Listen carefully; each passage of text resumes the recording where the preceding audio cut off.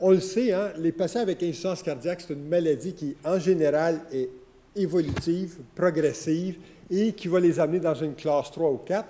C'est ce qui fait qu'à un moment donné, il faut se poser la question transplant versus support ventriculaire. Est-ce que c'est pour tous les patients? Évidemment, non. Hein, on le sait. La clientèle, on voit ici, je vais montrer les statistiques au Québec du nombre d'hospitalisations pour insuffisance cardiaque. Et on voit, on a à peu près 8400 hospites. Ça, c'est les dernières données les plus fraîches qu'on peut obtenir. 8400 hospites par année pour défaillance cardiaque au Québec. De ceux-là, j'ai regardé ceux qui étaient peut-être plus potentiels, justement pour, parce que le mot « tous hein, », on ne l'utilisera pas, on va aider un petit peu Bernard. Là. Donc, le mot « tous », on va les enlever. Sur les 8400, il y en a peut-être entre 15 et 25 hein, qui pourraient peut-être être éligibles à une considération, soit une greffe, ou si la greffe est peut-être exagérée chez certains patients plus âgés, là j'ai été jusqu'à 70 ans, bien peut-être le cœur mécanique. Donc, on voit 2055 patients. Donc, ça fait pas mal de monde, comme vous pouvez voir. Malheureusement, il y a une limitation des ressources, puis Bernard n'a pas parlé pantoute, peut-être parce qu'ils sont riches avec le maire Labombe à Québec, là, mais le nombre de possibilités de greffe, puis même de cœur mécanique, puis on va revenir tantôt, est très limité. Vous voyez, entre 2007 et 2010, j'ai sorti les statistiques au Québec. Il s'est fait annuellement entre 33 et 42 greffes par année, ça veut dire 38,5 en moyenne, ça veut dire 154 greffes en 4 ans. Ce n'est pas beaucoup de monde. Beaucoup d'appelés, très peu d'élus. Donc, qu'on le veuille ou non, ce n'est pas pour tous, ces approches-là. Même c'est pour l'élite ou l'élite médicale ou les patients très, très, très restreints. Par rapport au cœur mécanique, Bernard a peut-être les données mieux que moi, là, mais je vous dirais c'est peut-être une vingtaine de cœurs mécaniques par année. Donc, ce n'est pas les cœurs mécaniques qui vont sauver vos 8000 patients ou, si on va être plus poli, vos 2000 patients entre 16 ans et 70 ans. Donc, ça demeure extrêmement limité. Donc, je n'essaie pas de détrôner Dr Quentin, ça va être impossible, mais je veux juste vous montrer qu'il y a peut-être d'autres aspects qu'il faut regarder. Fait que Bernard, qu'est-ce qu'il fait? Si tout le monde envoie leurs patients à être évalués, les 2000 patients, soit pour greffe ou cœur mécanique, mais lui, il en a trouvé une solution, par exemple. Et puis, on ne l'a pas à Montréal, bien, on l'a peut-être, mais ça ne sera peut-être pas aussi beau qu'à Québec, là. À Laval, le maire Labombe, il va avoir un amphithéâtre. Mais il n'y a pas d'équipe de hockey. Il peut en mettre des patients dans son amphithéâtre. Il y a de la place en masse. C'est pour ça là, que j'ai compris que lui, il n'aurait pas de problème comme moi j'aurais. Donc, il travaille à Québec, n'oubliez pas ça. Là.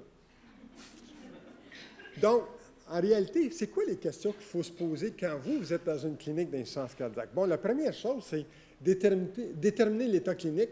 Est-ce que c'est suffisamment limité, le patient, pour bénéficier d'une greffe? Donc, c'est très légitime comme question. On se la pose tout le temps, nous aussi. Même si on ne le dit pas aux patients, n'importe quel patient qui se présente à la clinique externe, qui a un âge qui pourrait potentiellement, on y pense. C'est comme respirer, on y pense. On ne y dit pas, mais on y pense. Maintenant, déterminer aussi si présence de comorbidité, parce que c'est souvent là que le bas blesse, c'est regarder les comorbidités du patient qui pourrait faire qu'il va être un excellent candidat ou un candidat moyen ou même un très mauvais candidat à la greffe. Quand je dis greffe, ça pourrait être aussi cœur mécanique, là, OK? Et l'évaluation de la compliance puis le support social. Ça, Bernard n'en a pas parlé pantoute, archi important. Je pourrais vous conter des tonnes d'histoires de patients où ils ont des problèmes psychiatriques, psychologiques, sociaux, etc., et de les amener vers une greffe ou un cœur mécanique serait une catastrophe. Et pour le patient, et pour la famille, et pour vos taxes également. Mais ils n'ont pas de problème comme ça à Québec. OK. Maintenant, l'état clinique. Souvent, ce qu'il faut se poser comme question si votre patient se détériore, vous le savez évidemment, c'est la décompensation. Est-ce qu'il y a une cause à ça? Est-ce que c'est réversible? Qu'est-ce qu'on peut faire pour l'éviter? Très rapidement, je vous les ai énumérés, mais je ne veux pas aller dans les détails de ça. Il faut toujours regarder s'il y a des problèmes, soit d'ischémie valvulaire, arythmie, anémie, infection, name it. C'est toujours important. Puis je pense que c'est un réflexe qu'on se doit d'avoir quand un patient se détériore. Bernard ne l'a pas dit, mais je suis sûr qu'ils font la même chose. Il faut optimiser le traitement médical, mais le traitement médical inclut les devices. Comme il dit, ça inclut la resynchro chez le tiers des patients qui s'améliorent. Ça inclut la revascularisation. Je suis bien d'accord avec lui qu'il y a certains patients, même avec une maladie coronarienne sévère, peuvent s'améliorer. On a fait l'étude Stitch il y a quelques années, puis ça a été publié dans le New England, qui démontre que la revascularisation chez les patients avec maladie coronarienne sévère et dysfonction systémique, il n'y avait pas d'amélioration par rapport à la survie. Par contre, je peux vous dire que c'était une étude extrêmement difficile à faire, où les patients furent extrêmement sélectionnés, et ce n'étaient pas tous les patients, justement, qui étaient dans l'étude. Et je crois que certains de ces patients-là se sont beaucoup améliorés. Donc, il faut être sélectif. Il faut bien choisir nos patients. Puis je ne crois pas qu'on a encore la réponse à ce jour par rapport à la revascularisation en insuffisance cardiaque. Il y a encore des outils à améliorer pour les détecter et savoir qui pourra en bénéficier. Donc, ça, c'est l'étude Stitch. Et d'ailleurs, il y a des études en imagerie qui sont en cours. Dr. O'Meara et plusieurs de mes collègues travaillent là-dessus au Québec pour trouver des méthodes d'imagerie pour peut-être distinguer les patients qui pourraient bénéficier d'être revascularisés, que ce soit le TEP, que ce soit les autres outils en médecine nucléaire, que ce soit la résonance cardiaque. C'est une étude qu'on participe, puis je vous encourage, c'est l'étude IMAGE-HF, puis je vous encourage à randomiser dans cette étude-là, d'ailleurs, pour essayer de démarquer les patients qui sont à risque. La deuxième question, c'était les comorbidités. Et on le sait, plus les patients sont âgés, en général, plus ils ont de comorbidité, puis c'est là que les complications surviennent en post-intervention, que ce soit greffe ou cœur mécanique. Et je vous en ai énuméré quelques-uns. Hein, l'âge, on ne peut rien faire pour ça, mais c'est évident que plus ils sont âgés, plus ils sont à risque de complications. Diabète, et toute la liste est là. Si on essaie de les mettre par priorité, on voit une étude qui a été publiée cette année, d'ailleurs, qui démontrait que c'est quoi les raisons qui ont fait que vous ne les avez pas amenés vers une greffe ou un cœur mécanique? C'était, dans le tiers des cas, c'était l'âge au-dessus de 70 ans. 22 c'était pour une insuffisance rénale sévère que les gens jugeaient irréversible. 16 pour obésité, 12 pour hypertension pulmonaire, maladie vasculaire périphérique 8, puis diabète 5. Donc, vous voyez qu'il y avait une raison pour laquelle les gens préféraient ne pas greffer. Ça ne veut pas dire qu'ils ont nécessairement raison, mais au moins, on sait pourquoi. La compliance puis le support social, je pense que c'est un outil à regarder de très, très, très près. Et on est tous humains. C'est souvent un des aspects qu'on discute le plus lorsqu'on évalue les patients autour de la table pour la greffe. Et tout le monde parle au niveau, que ce soit l'infirmière, le travailleur social, le psychiatre, le cardiologue, le chirurgien. C'est souvent la question la plus difficile à répondre.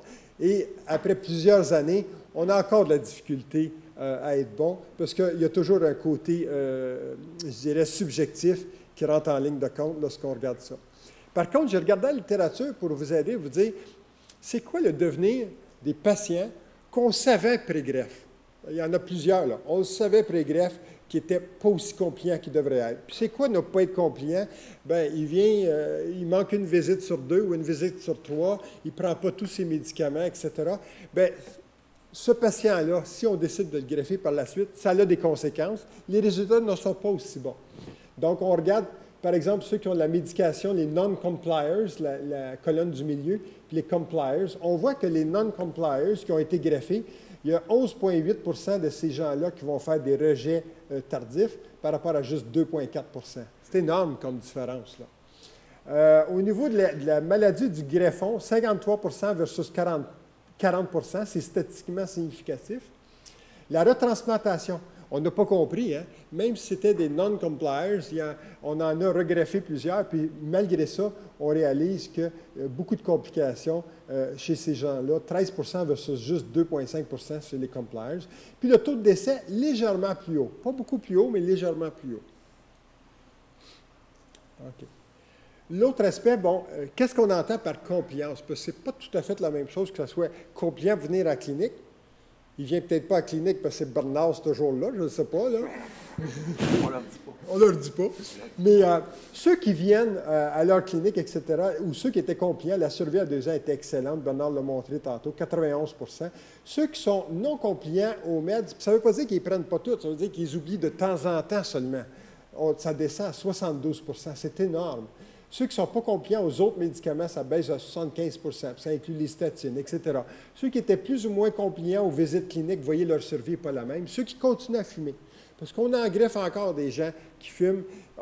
C'est subjectif, puis peut-être qu'on ne devrait pas, mais on voit que ça a des impacts chez ces patients-là une fois qu'ils sont greffés. Juste à 2 ans, la survie n'est pas la même. Et ceux qui disent le self-monitoring. Donc, la compliance, c'est très important. Les indications, Bernard les a dit, puis il y en a 3 grandes qu'on regarde, hein, évidemment.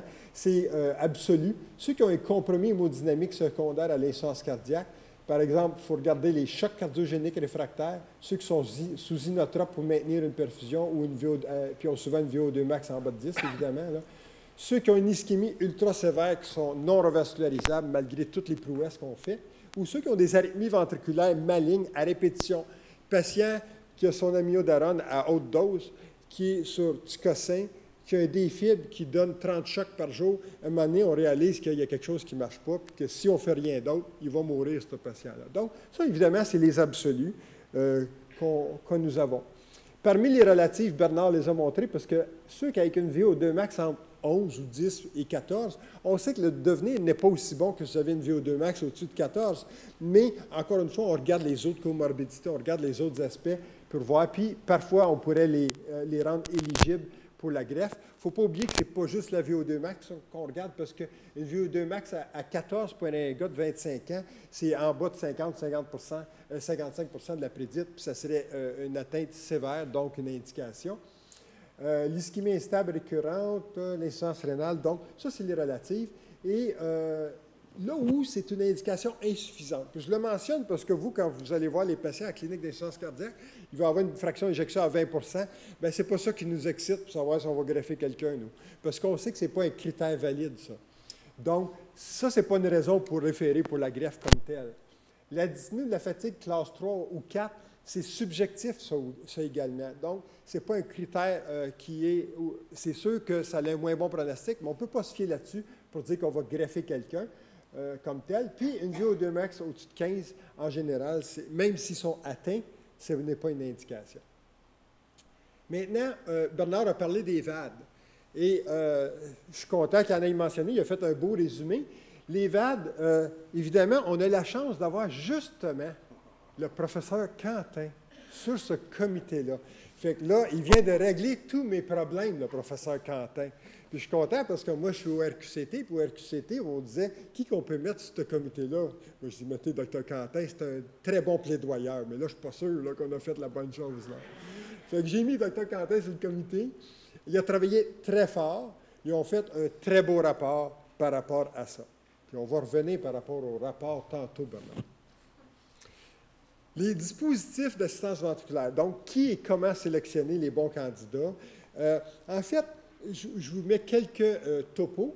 Premièrement, il y a ceux chez qui vous pourriez penser à la transplantation, hein, l'usage d'un VAD, puis ça pourrait être chez ceux d'ailleurs qui ont des hypertensions pulmonaires un peu hautes, puis qu'on espère que si ça baisse suffisamment, on pourrait les amener vers une transplantation. Puis il y en a peut-être une trentaine d'appareils total qu'on utiliserait pour cette raison-là par année au Québec. Pont à la récupération, parce que c'est vrai qu'il y a des patients qui pourraient peut-être faire, par exemple, une myocardite fulminante, puis dans certains cas, ils s'améliorent, mais on doit les supporter, puis si on ne les met pas sur un VAD, ils pourraient décéder. Puis c'est souvent des jeunes patients de 15, 18, 20, 25, 30 ans qu'on voit dans ces situations-là. Puis il y en a plusieurs chez qui on a pu éviter la greffe, évidemment. Puis on vous montre aussi, si on utilise un appareil qui est l'ECMO, 65 cas qui ont été utilisés d'ECMO en 2008 pour cette raison-là au Québec. Donc, il y en a beaucoup qui ont eu l'ECMO. Bernard a présenté tantôt des diapos sur le pont à la transplantation.